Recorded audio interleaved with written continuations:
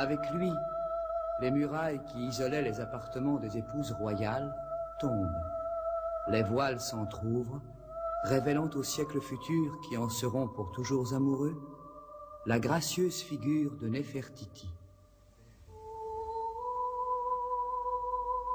Elle fut à ses côtés, luttant pour la nouvelle foi. Elle en fut le visage, et ses traits radieux inspiraient les sculpteurs. L'écho de sa beauté est ainsi venu jusqu'à nous.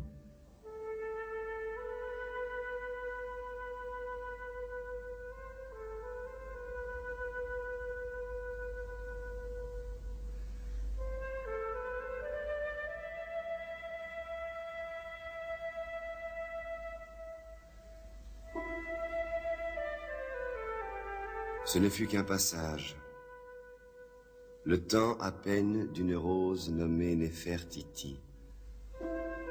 Mais les hommes en ont encore le cœur troublé. Son successeur devait s'appeler Toutankhamon. Il s'appela Toutankhamon, du nom de l'ancien dieu. C'est dire que tout rentra dans l'ordre. Frêle et tendre, Toutankhamon mourut à 20 ans, après 9 ans de règne.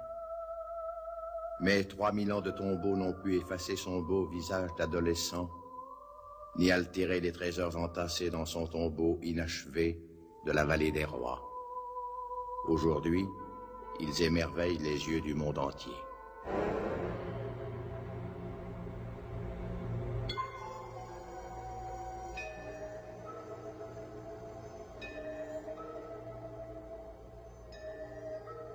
Moi, qui connais les étoiles indestructibles, je sais que le Nil qui a fait l'Égypte ne peut pas la défaire. J'ai vu les conquérants venir méditer en ces lieux et baisser la tête. J'ai vu Alexandre le Grand, beau comme un barbare, réfléchi comme un prophète. J'ai vu César un soir, il craignait le soleil. J'ai vu Bonaparte et ses longs cheveux, les siècles passaient sur moi, et ces grands capitaines n'ont fait que soulever du sable. J'ai connu des heures cruelles. Personne ne venait plus prier à mes pieds, personne ne m'entendait plus. Les clés de la vieille Égypte étaient perdues, le sable m'ensevelissait presque.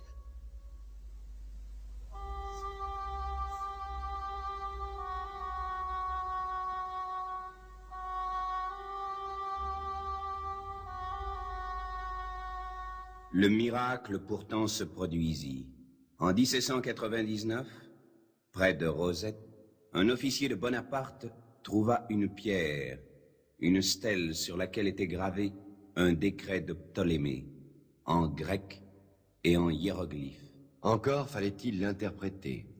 Ce fut un jeune Français, Champollion, qui sut retrouver à travers quelques caractères mystérieux la vieille langue perdue.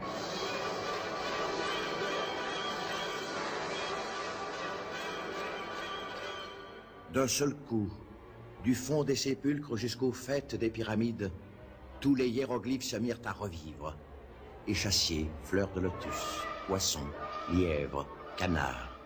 La mystérieuse écriture s'ébrouait, frémissait, bruissait comme une oisellerie.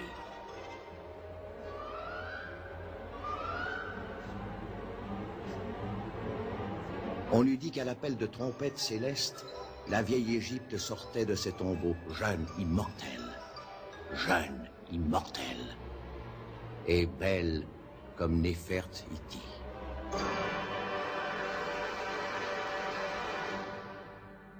Demain, une fois de plus, le soleil levant m'adressera sa première caresse. Des milliers de soleils se lèveront encore, et notre témoignage, le plus ancien de l'histoire, restera le plus haut.